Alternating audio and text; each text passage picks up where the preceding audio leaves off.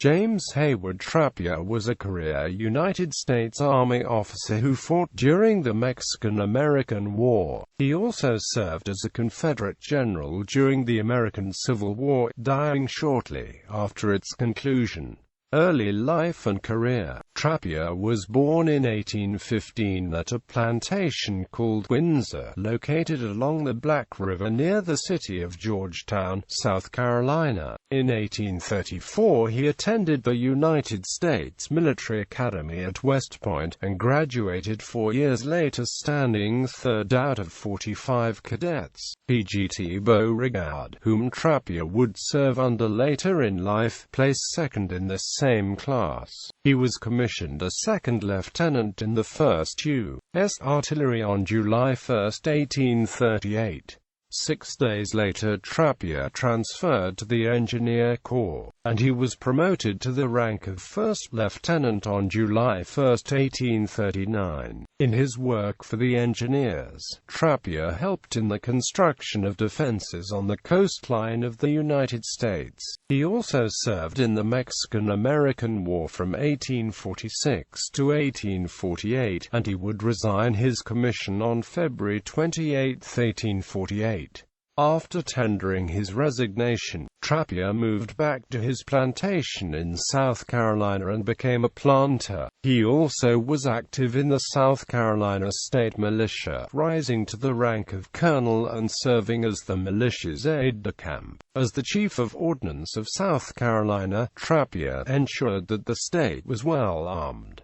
Civil War service. At the start of the American Civil War in 1861, Trapier chose to follow his home state and the Confederate cause. He entered the Confederate Army in January, assigned as a captain in the Engineers as well as aide-de-camp to South Carolina's Governor Francis W. Pickens. He then began his service under Brig. Gen. Beauregard, becoming part of his staff in April and chief engineer of the newly formed Department of South Carolina until November. While there he aided Beauregard in the construction of artillery batteries within Charleston Harbor, and on June 19 he was promoted to major and was assigned assistant quartermaster. Trapier was promoted to the rank of brigadier general on October 21, 1861. He was given command the District of Middle and Eastern Florida from November 5 until March 14 of the following year. He then was ordered to the Western Theater and Gen.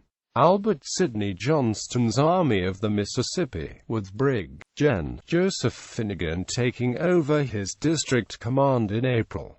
Trapier was assigned to lead the 4th Brigade of the 2nd Division in March. Gen. Braxton Bragg's 2nd Corps in March. Gen. Beauregard assumed command of the Army of the Mississippi upon Johnston's death at Shiloh and led it during the First Battle of Corinth in late April. Trapier was then temporarily given command of the 1st Division of the 1st Corps on April 14 when its commander, Charles Clark, fell ill. When Clark recovered, Trapier was then given temporary command of the 2nd Division of Bragg's 2nd Corps, and led it in this capacity during the Battle of Farmington. Trapier's performance during the Union siege at Corinth was highly criticized, and Bragg, now the Army commander, ordered him relieved of command and sent him home for duty in South Carolina. In November 1862, Trapier was given command of the 4th Military District of South Carolina, headquartered in Georgetown. This district encompassed the area from the North Carolina line to the Santee River. Trapier strengthened the defense of this district by placing troops in coastal fortifications, notably Battery White, which guarded Winyah Bay. In April 1863, Trapier was called by Gen. P.G. T. Beauregard, who at this time commanded at Charleston, to command a garrison located on Sullivan's Island during Union Admiral Samuel DuPont's naval assault on the city. DuPont's attack failed and, with Charleston safe, Trapier reported back to Georgetown. After April 1863, Trapier performed well in the command of the district, although constantly plagued by a lack of supplies and troops. Trapier asked the Confederate government repeatedly for extra troops to defend this district. However, the government allocated what extra troops it had to more active theaters. Trapier's district was unmolested until February 25, 1865, when Union Admiral John Dahlgren's fleet sailed into Georgetown's harbor and captured the town. Trapier evacuated the town and its outlying fortifications previous to its occupation in concurrence with the surrender of Charleston. On March 1, 1865, Admiral Dahlgren's flagship, the Harvest Moon, struck a torpedo that had been placed there by Trapier's orders. The Admiral was uninjured, but the Harvest Moon sank.